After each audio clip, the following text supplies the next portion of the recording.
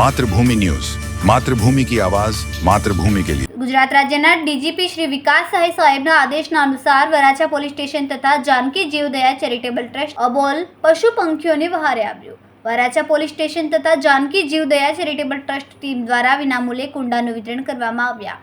અભિયાનને લીધે લોકોની પક્ષીઓ પ્રત્યેની સહાનુભૂતિ વધી। આ કાળઝાળ ગરમીમાં પક્ષીઓને દાણા પાણી મળી રહે તે ઉદ્દેશ્યથી રોજે રોજ પક્ષીઓની તરસ છપાવવા વરાછા પોલીસ સ્ટેશન તથા જાનકી જીવદયા ચેરિટેબલ ટ્રસ્ટ દ્વારા પક્ષીઓ માટે 300થી વધુ વિનામૂલ્યે કુંડા વિતરણ કરવામાં આવ્યા। વરાછા પોલીસ સ્ટેશન મિની બજાર ખાતે કુંડાઓનું વિનામૂલ્યે વિતરણ કરાયું।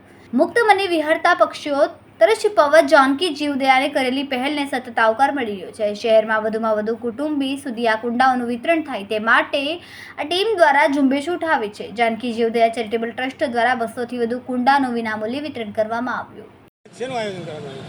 આજ રોજ માનગઢ ચોક વરાછા ખાતે આદરણીય ડીજી સાહેબ તેમજ સીપી સર સુરતના માર્ગદર્શન હેઠળ આવી કાળઝાળ ગરમીના અંદર જે પક્ષીઓ અબોલા પક્ષીઓ પશુઓ છે તેમને પાણી મળી રહે તે હેતુસર આજે કુંડા વિતરણનું આયોજન કરવામાં આવ્યું છે।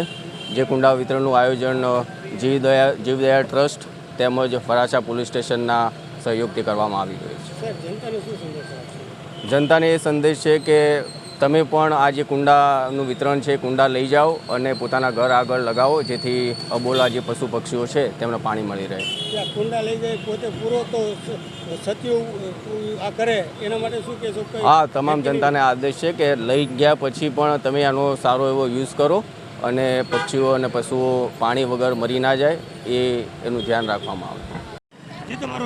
ભનુભાઈ મકવાણા। ભનુભાઈ શેનું આયોજન કરવામાં આવ્યું? જાનકી જીવદયા ચેરિટેબલ ટ્રસ્ટ અને વરાછા સ્ટેશન દ્વારા કુંડા વિતરણ કરવાનો કાર્યક્રમ હતો।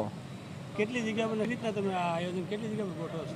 અમે દર વર્ષે સુરત શહેરના અલગ અલગ એરિયાઓની ની અંદર 10,000 કુંડા કરીએ છીએ અને આ વર્ષે 10,000 કુંડા તો વિતરણ કરીશું છીએ।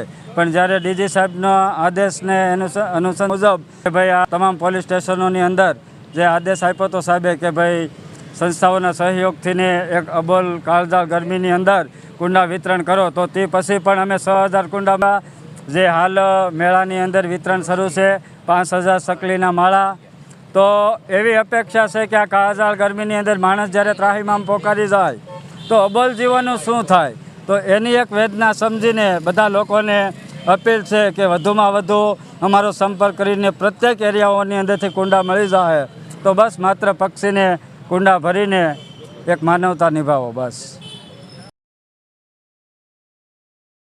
ખૂબ જ ટૂંકા સમયમાં માતૃભૂમિ ન્યૂઝ ઓટીટી પ્લેટફોર્મ અને મેગા સિટીમાં કેબલ નેટવર્ક સાથે જોડાઈ જશે, તો જોતા રહો માતૃભૂમિ ન્યૂઝ।